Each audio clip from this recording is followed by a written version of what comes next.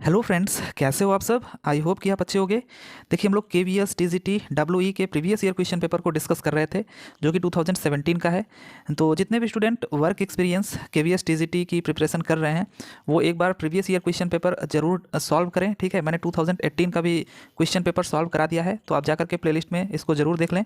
देखिए, यहाँ पे हम लोग जो 2017 का पेपर डिस्कस कर रहे हैं, उसका ये चौथा एपिसोड है। हम लोग ऑलरेडी 3 पार्ट इसके कर चुके हैं, वो भी पूरे एक्सप्लेनेशन के साथ। तो चलिए फिर बिना टाइम वेस्ट किए आज का सेशन स्टार्ट करते हैं। तो जो आज का पहला क्वेश्चन है वो 46 नंबर का है। ऑलरेडी हम लोग 45 क्वेश्चंस डिस्कस कर चुके हैं। तो ओके, तो चलिए पहला क्वेश्चन जो आपका आज का है वो आपके स्क्रीन पर है। Which of the following fabrication technique is ideally suited for digital ICs. Okay, तो यहाँ पे जो डिजिटल आईसीज के लिए हम लोग करते हैं, टेक्निक यूज़ करते हैं, वो कौन सा होता है? मोनोलिथिक, थीन फिल्म, या फिर हाइब्रिड, या फिर थीन फिल्म एंड हाइब्रिड। तो देखिए, हम लोग इसके लिए मोनोलिथिक फैब्रिकेशन टेक्निक यूज़ करते हैं। थीन फिल्म जो होता है उससे हम लोग सेमी कंडक्टर वगैरह मैन्युफैक्चर करते हैं। ठीक है, सेमी कंडक्टर। और वहीं यदि हम बात करें हाइब्रिड से, तो इससे हम लोग 3D प्रिंटिंग वगैरह करते हैं, राइट, 3D प्रिंटिंग। तो इसका जो करेक्ट आंसर हो जाएगा वो क्या हो जाएगा? मोनोलिथिक, जिससे हम लोग डिजिटल आईसीज मैन्युफैक्चर करते हैं। बढ़ जाते हैं अपने अगले क्वेश्चन पे। So the next question is 47th number. The 8-bit 2's complement form of the number -14 is. तो हमको -14 का 2's कॉम्प्लीमेंट पूछ रहा है। तो एक्चुअली हमको देखिए, यहाँ पे 14 का अगर हम डेसिमल में देखें और इसको हम लोग अगर बाइनरी में कन्वर्ट करें, वो भी 8 बिट में, तो ये कितना आएगा? देखिए कितना होता है, 1 2 4 और 8, राइट। तो इसको अगर 14 बनाना है तो आप कैसे करोगे? 8 4 12 2 14। तो जहाँ जहाँ पे आ रहा है वहाँ वहाँ पे 1 1 1 लिख दो, बाकी जगह पे 0 लिख दो। चूँकि हमको 8 बिट का बनाना है तो हम 4 बिट और इसको बढ़ा देते हैं, 0 0 0, राइट। अब ये टोटल 8 बिट का हो गया, राइट। 8 बिट का ये हमारा हो गया, बाइनरी में हो गया। इसका हमको क्या चाहिए? 2's कॉम्प्लीमेंट चाहिए।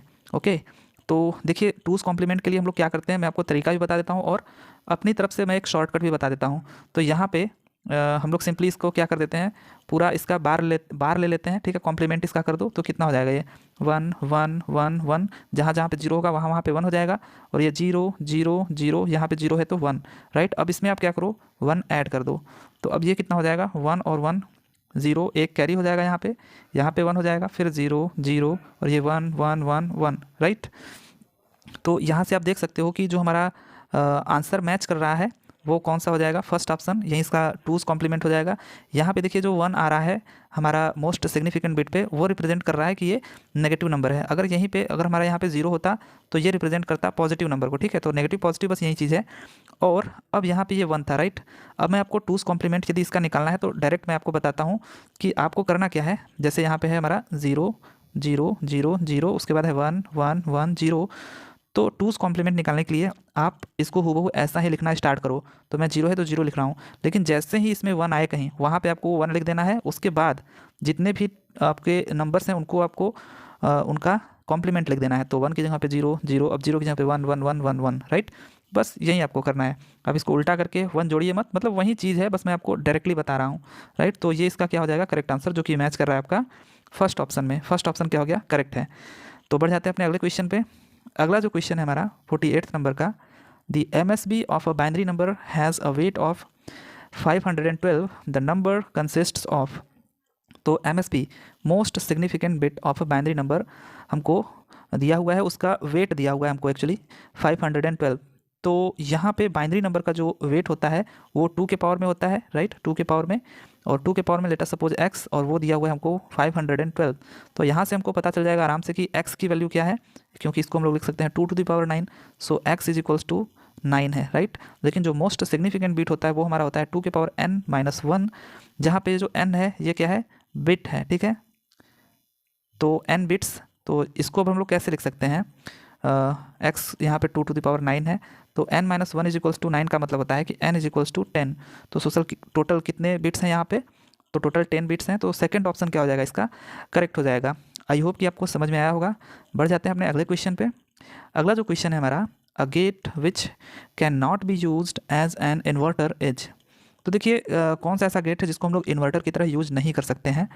तो ऑब्वियसली नैंड और नॉर गेट तो यूनिवर्सल गेट हैं, इनको हम लोग किसी भी तरीके का यूज़ कर सकते हैं, किसी भी तरीके से। तो इसको इन्वर्टर की तरह भी यूज़ कर ही सकते हैं। तो नैंड और नॉर गेट तो हो गया हमारा कि इसको हम इन्वर्टर की तरह यूज़ कर सकते हैं। तो ये ऑप्शन गलत हो गए।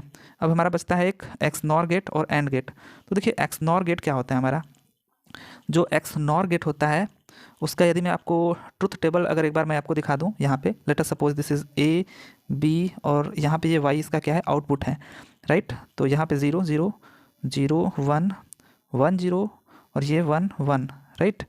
तो अब आप देखोगे कि यहाँ पे लेट अस सपोज कि ए हमारा एक तरह से अभी फ़िलहाल में इनपुट है, तो इसके लिए जो आउटपुट हमारा आ रहा है वो 1 आएगा, राइट। और यहाँ पे इसका आउटपुट यहाँ पे 0 होगा, ये भी 0 होगा और ये भी 1 होगा।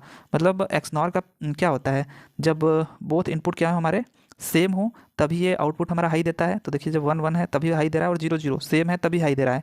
लेकिन कैसे इसको हम इन्वर्टर की तरह यूज़ कर सकते हैं, यहाँ पे देखिए ए 0 है तो उसका आउटपुट कितना है 1 फॉर बी का, ठीक है क्या है कॉम्प्लीमेंट है। अगेन हमारा अगर इनपुट लो है तो यहाँ पे जो आउटपुट है वो क्या है बी का कॉम्प्लीमेंट है कि नहीं। जैसे बी हमारा 1 है तो ये 0 है, बी 0 है तो ये 1 है, कब, जब हमारा ए क्या है लो है, ठीक है। तो केवल इतने केस के लिए ये हमारा क्या कर रहा है इन्वर्टर की तरह यूज़ कर रहा है कि नहीं कर रहा है। वैसे ही यदि हम बात करें उल्टा भी कर सकते हैं कि जब हमारा बी जो इनपुट है वो लो है, यहाँ पे 0 0, तो आउटपुट हमारा क्या है देखिए 1 0 है तो 1 है, 1 है तो 0 है। मतलब जब भी हमारा कोई भी इनपुट लो है तो जो बच रहा है हमारा इनपुट उसके लिए आउटपुट की वैल्यू क्या है एक इन्वर्टिंग की तरह काम कर रही है, इन्वर्टर की तरह। तो हम लोग इसको इन्वर्टर की तरह भी यूज़ कर सकते हैं। सो एक्स नॉर गेट भी जो हमारा है वो एक इन्वर्टर की तरह यूज़ हो सकता है, लेकिन एंड गेट को हम लोग इन्वर्टर की तरह यूज़ नहीं कर सकते हैं। एंड तो सिंपली हमारा 0 0 0 1 1 0 1 1, ये 0 0 0 और ये 1, और जब both input are high then हमारा आउटपुट हाई होता है, ठीक है। तो इसको तो हम लोग नहीं यूज़ कर सकते इन्वर्टर की तरह। सो सेकंड ऑप्शन क्या हो जाएगा हमारा करेक्ट हो जाएगा। आई होप कि आपको समझ में आया होगा। बढ़ जाते हैं अगले क्वेश्चन पे। अगला क्वेश्चन है which of the following gates is also called all or nothing gate. तो ऑल का मतलब होता है सिंपली देखिए यहाँ पे किसको हम लोग बोलेंगे कि जब हमारे सारे के सारे क्या हो इनपुट सेम हो और हाई हो, राइट। जैसे कि यहाँ पे हम लोग बोल सकते हैं 0 0 0 होता है, 0 0 0 1 0 1 0 और इसके बाद 1 1। तो एंड गेट में हमारा क्या होता है यहाँ पे 0 यहाँ पे 0 और 1 1 का क्या होता है हमारे पास 1, राइट। तो यहाँ पे 1 1 के लिए हमारा जो आउटपुट भी है वो भी क्या है 1 है, और 0 0 जब हमारा इनपुट है तो उसके लिए आउटपुट भी हमारा क्या है 0 है। तो इसको हम लोग क्या बोलते हैं ऑल, राइट, ऑल गेट। तो ये हमारा क्या हो जाएगा एंड गेट, इसका क्या हो जाएगा करेक्ट आंसर हो जाएगा। बढ़ जाते हैं अपने अगले क्वेश्चन पे। अगला जो क्वेश्चन है हमारा if a plus b is equals to a plus c and ab is equals to ac then which of the following is true। तो ये तो सिंपल सी बात है कि अगर a plus b is equals to a plus c है तो हम लोग a को क्या कर सकते हैं एलिमिनेट कर सकते हैं दोनों तरफ से, तो b is equals to क्या हो जाएगा c हो जाएगा। सिमिलरली यहाँ भी हम लोग कर सकते हैं ac is equals to क्या है a b, तो यहाँ भी हम लोग a को एलिमिनेट कर सकते हैं तो b is equals to क्या हो जाएगा सिंपली c हो जाएगा। तो फर्स्ट ऑप्शन क्या हो जाएगा इसका करेक्ट हो जाएगा। ये काफ़ी इजी क्वेश्चन था। अगला क्वेश्चन है जो हमारा डिजिटल इलेक्ट्रॉनिक्स से, the expression a plus A C plus A C D plus A C D E plus dot dot is equals to. तो देखिए आगे और भी ऐसे ही आता चला जाएगा। तो पूछ रहा है ये कितने के बराबर होगा। तो यहाँ पे हमको क्या करना है सिंपली अगर इसमें से हम a को बाहर रख लें तो हमारे पास हो जाएगा 1 plus C D plus C D E plus ऐसे ही डॉट डॉट डॉट। तो अब आगे कुछ भी हो, अब ये 1 प्लस है, राइट। आपने और गेट पढ़ा है वहाँ पे 1 के साथ अगर आप कुछ भी करो 0 रखो, इसको मान लेते हैं a, अब a को आप 0 रखो तो 1 और 0 हो जाएगा, और 1 रखो तो 1 और 1 हो जाएगा। तो और गेट में क्या होता है हमेशा ये 1 ही आएगा, राइट। कुछ भी आप रखो यहाँ पे 0 या 1 रखो तो 1 ही आएगा। तो 1 प्लस a क्या होता है हमारा 1 ही होता है, या 1 प्लस x 1 ही होता है। तब ये 1 प्लस इसको x मान लो तो ये टोटल जो हमारी होगी वो कितनी आएगी 1 आएगी। अब a हो गया यहाँ पे और यहाँ पे 1 हो गया, ठीक है। तो अब इसकी जो वैल्यू आएगी वो कितनी आएगी a और 1 की a ही आएगी, क्योंकि आपको क्या करना है यहाँ पे 1 है आपके पास और ये आपका a है। अब a की जगह पे यदि आप 0 रखते हो तो 0 आएगा, a की जगह पे यदि 1 रखते हो तो 1 इंटू 1 1 आएगा। मतलब यही चीज़ आ रहा है जो रख रहे हो यहाँ पे, तो a रख रहे हो तो a आएगा, right. So a will be the correct answer. बढ़ जाते हैं अपने अगले क्वेश्चन पे। अगला क्वेश्चन है हमारा 53 नंबर का, the expression a XOR b का bar is equals to, right. यहाँ पे a XOR b है उसके ऊपर भी बार लगा हुआ है, तो इसका हमको बताना है कि ये किसके बराबर होगा, राइट। तो इसको हम लोग क्या करना है ओपन कर देना है। तो देखिए कैसे इसको ओपन कर सकते हैं हम लोग, a XOR b पे भी ऐसे बार है, राइट। तो पहली बात तो हमको a XOR b जो है उसका एक्सप्रेशन पता होना चाहिए। ये होता है a bar b plus a b bar, right. अब यहाँ पे इसको मैं प्रूव भी कर सकता हूँ, लेकिन उतना ज़्यादा यहाँ पे टाइम नहीं देना है, नहीं तो आप छोड़ के वीडियो चले जाओगे। आप लाइक वगैरह करते नहीं हो वैसे भी, क्योंकि आपको पसंद आता नहीं है, बट फिर भी आप एक बार देख लो कि कैसा यहाँ पे क्वेश्चन बना हुआ है, कैसा पेपर आया था हमारा। तो देखिए इसका एक्सप्रेशन ये हो गया, राइट। अब यहाँ पे इसको इसके ऊपर भी क्या है, ये बार है, राइट।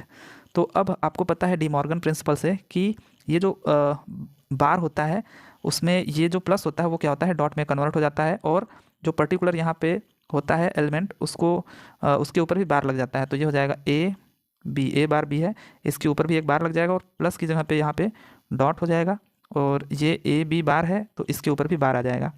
अब यहाँ पे हम लोग जानते हैं फिर अगेन डी मॉर्गन प्रिंसिपल, यहाँ बीच में डॉट है तो यहाँ पे प्लस हो जाएगा, तो ए बार प्लस बी, लेकिन ऊपर भी बार था तो इसके ऊपर भी बार हो जाएगा और इसके ऊपर भी बार हो जाएगा, राइट। और यहाँ पे डॉट है, डॉट, और यहाँ पे है ए डॉट बी, तो डॉट की जगह पे प्लस हो जाएगा, तो ये हो गया ए प्लस बी बार, लेकिन ऊपर एक बार था तो इस पर भी बार हो जाएगा और इस पर भी बार हो जाएगा। अब हम यहाँ से देख सकते हैं ये कितना हो जाएगा ए बार पे बार ए होता है प्लस बी बार, और यहाँ पे डॉट ए बार है प्लस बी बार पे बार बी अगेन हो जाएगा, राइट। अब इसको अगर हम लोग एक्सपेंड कर दें तो ये हो जाएगा हमारा, ये देखिए ए इंटू ए बार, राइट। और यहाँ से अगर हम लोग एक्सपेंड करें तो इसका अगर इसमें करें तो ये हो जाएगा ए बी प्लस, अब इससे करते हैं तो A bar B bar plus B B bar. Now A bar and B bar ये ज़ीरो हो जाएंगे, राइट, क्योंकि 1 इंटू ज़ीरो, 0 इंटू 1 जीरो ही होता है। अब यहाँ पे A B plus A bar B bar है, ये किसका एक्सप्रेशन है, तो ये सिंपली जैसे यहाँ पे ए एक्स और बी को आपने एक्सपेंड किया तो A bar B plus A B bar आ रहा है, वैसे ही आप इसको अगर एक्सपेंड करोगे ए बार एक्स और बी को तो ये आएगा, देखिए पहले हम वैसे ही कर देते हैं, ए बार बी है तो इस पर पहले से ही बार लगा हुआ है तो एक और बार आ जाएगा, A bar B plus A B bar है तो ए बी बार में ए हमारा ए बार है और बी बार ऐसे बी बार हो जाएगा। अब ए पे बार है तो इसका मतलब कि ए हो जाएगा ये और बी हो जाएगा plus A bar B bar, okay. सो ये इसका एक्सप्रेशन आ जा रहा है जो कि यहाँ पे ए plus B plus A bar B बार, इससे आप कंपेयर करके देख सकते हो। तो सेकंड ऑप्शन क्या हो जाएगा, इसका करेक्ट हो जाएगा। तो आई होप कि आपको समझ में आया होगा। बढ़ जाते हैं अगले क्वेश्चन पे। 54 नंबर का जो क्वेश्चन है, which of the following logic families has the highest packing density. तो हाईएस्ट जो पैकिंग डेंसिटी होती है वो किसकी होती है, तो सिंपली सी मॉस है, मॉस है, आई एल है, टी तो मॉस की होती है, ठीक है, मेटल ऑक्साइड सेमीकंडक्टर। और इसका एक्चुअली ये देखिए लो पावर कंज्यूम करता है, राइट। और यदि हम बात करें तो साइज़ भी इसकी काफ़ी स्मॉल होती है और हाईएस्ट पैकिंग डेंसिटी भी होती है। तो मॉस इसका क्या हो जाएगा, करेक्ट आंसर हो जाएगा। बढ़ जाते हैं अगले क्वेश्चन पे। अगला जो क्वेश्चन है, which type of the MOSFET is exclusively used by MOS digital ICs. तो एमओएस डिजिटल आईसीज से काफ़ी क्वेश्चन आ चुके हैं, मीन्स मेटल ऑक्साइड सेमीकंडक्टर से, तो आप इसको एक बार ज़रूर देखें। तो कौन सा मॉसफेट यूज़ होता है यहाँ पे, तो एनहांसमेंट टाइप मॉसफेट यहाँ पे एक्चुअली यूज़ होता है, राइट। तो फर्स्ट ऑप्शन इसका क्या हो जाएगा, करेक्ट हो जाएगा। अगले क्वेश्चन पे बढ़ जाते हैं। जो अगला क्वेश्चन हमारा है 56 नंबर का, और TTL circuit acts as current sink in. तो TTL सर्किट की यदि हम बात करें, ट्रांजिस्टर लॉजिक सर्किट की, तो act as a current sink in. अब ऑप्शन जो आपके हैं, low state and current source in high state, मतलब करंट सिंक की तरह किस में काम करता है, तो ये लो स्टेट में करंट सिंक की तरह काम करता है और हाई स्टेट में करंट सोर्स की तरह काम करता है, राइट। तो फर्स्ट ये ऑप्शन क्या हो जाएगा, इसका करेक्ट हो जाएगा। बढ़ जाते हैं अपने अगले क्वेश्चन पे। जो अगला क्वेश्चन है हमारा, microphone is an example of. तो जो माइक्रोफोन है वो किसका एग्जाम्पल है, तो ये हमारा एकॉस्टिक ट्रांसड्यूसर का एग्जाम्पल है, राइट। ये क्या होता है एक्चुअली, जो भी हमारे साउंड, ठीक है, साउंड जो भी एनर्जी होती है, साउंड एनर्जी या साउंड सिग्नल जो भी कह लो, उसको ये क्या करती है, कन्वर्ट करती है इलेक्ट्रिकल में, राइट, इलेक्ट्रिकल में। तो इसको हम लोग एकॉस्टिक ट्रांसड्यूसर बोलते हैं। जैसे कि आप अभी ईयरफोन से अपने जो सुन रहे हो, राइट, वो भी क्या है हमारा, इसी का एग्जाम्पल है एकॉस्टिक ट्रांसड्यूसर का, या फिर माइक्रोफोन हो गया जो कि यहाँ पे गिवन है, राइट। तो ये सब किसके एग्जाम्पल हैं, आपके एकॉस्टिक ट्रांसड्यूसर के, ओके। सो ठीक है, बढ़ जाते हैं अपने अगले क्वेश्चन पे। सेकंड ऑप्शन इसका क्या हो गया, करेक्ट हो गया। अब अगला जो क्वेश्चन है आपका, in a linear variable differential transformer LVDT, यहाँ पे LVDT के बारे में पूछा गया है। All 3 windings have equal number of turns, 2 secondary windings have equal number of turns, और है कि the induced voltage in 2 secondaries are equal, और फोर्थ ऑप्शन है the induced voltage in 2 secondaries are in phase. So ये simply हो जाएगा कहा गया इक्वल होता है, यहाँ पे इक्वल नंबर ऑफ टर्न्स होता है जो 2 सेकेंडरी वाइंडिंग्स होती हैं। यहाँ पे देखिए एक्चुअली क्या होता है कि एक ट्रांसफार्मर की तरह यहाँ पे होता है। मैं आपको हल्का सा बस दिखा देता हूँ, ऐसे सिलेंड्रिकल फॉर्म में, हॉलो सिलेंड्रिकल फॉर्म में, और इधर भी दो। यहाँ पे अगर हम एक आयरन कोर को प्लेस कर दे, राइट, तो इसके डिस्प्लेसमेंट को ही हमको देखना होता है। ये इसमें एक आयरन कोर यदि हम प्लेस कर दें और यहाँ भी हम लोग क्या कर दें, वाइंडिंग लगा दें, राइट, एक इधर और एक इधर भी, राइट, वाइंडिंग लगा देते हैं। तो अब यहाँ पे हम लोग अगर इनपुट सप्लाई देते हैं, राइट, इनपुट सप्लाई देते हैं, तो इसकी वजह से जो डिस्प्लेसमेंट इस कोर के अंदर आता है, लेट अस सपोज यहाँ तक अगर आ गया, तो हमको यहाँ का E1 कैलकुलेट कर लेना होता है और यहाँ का E2। सपोज करो कि यहाँ पे E2 EMF इंड्यूस हो रही है और यहाँ पे E1 EMF इंड्यूस हो रही है, तो यहाँ पे जो EMF इंड्यूस हो रहा है उसी का हमको डिफरेंस देखना होता है मीटर में, ठीक है। तो एक्चुअली जो हमारा E1 माइनस E2 आता है, यही हमारा टोटल इंड्यूस्ड EMF आता है। तो हम लोग यहाँ पे डिस्प्लेसमेंट को एक्चुअली क्या कर रहे हैं, कन्वर्ट कर रहे हैं इलेक्ट्रिकल सिग्नल्स में, राइट। तो इसी के लिए हम लोग इसका यूज़ करते हैं, लीनियर वेरिएबल डिफरेंशियल ट्रांसफार्मर का। ओके, सो यहाँ पे हमने लगाए हैं 2 सेकेंडरीज हैं यहाँ पे कॉइल हमारे, और एक प्राइमरी कॉइल है। तो जो सेकेंडरी कॉइल है उनका जो नंबर ऑफ टर्न्स होता है वो इक्वल होता है, राइट, ओके, और एक हमारा प्राइमरी कॉइल होता है। तो जो इसका करेक्ट आंसर हो जाएगा कि 2 secondary windings have equal number of turns. So second option इसका क्या हो जाएगा, करेक्ट हो जाएगा। बढ़ जाते हैं अगले क्वेश्चन पे। अगला जो क्वेश्चन है, which of the following are used in making resistance temperature detector. So कौन सा इसमें से टेम्परेचर डिटेक्टर के लिए यूज़ होता है, तो सिंपली निकल है और टंगस्टन है और कॉपर, तो सारे के सारे यूज़ होते हैं, ठीक है। तो ऑल ऑफ दीज क्या हो जाएगा, इसका करेक्ट आंसर हो जाएगा। ओके, बढ़ जाते हैं अगले क्वेश्चन पे। अगला जो क्वेश्चन है हमारा और आज का जो लास्ट क्वेश्चन है, which of the following statement is false. यहाँ पे है कि a transducer is an energy conversion device, ये तो काफ़ी एकदम करेक्ट आंसर है। और सेकंड है strain gauge is an electrical transducer, okay, ये भी करेक्ट आंसर है। स्ट्रेन गेज हमारा एक इलेक्ट्रिकल ट्रांसड्यूसर है। और यहाँ पे है थर्ड ऑप्शन की thermistor is a variable resistance transducer, right, तो ये भी करेक्ट है हमारा।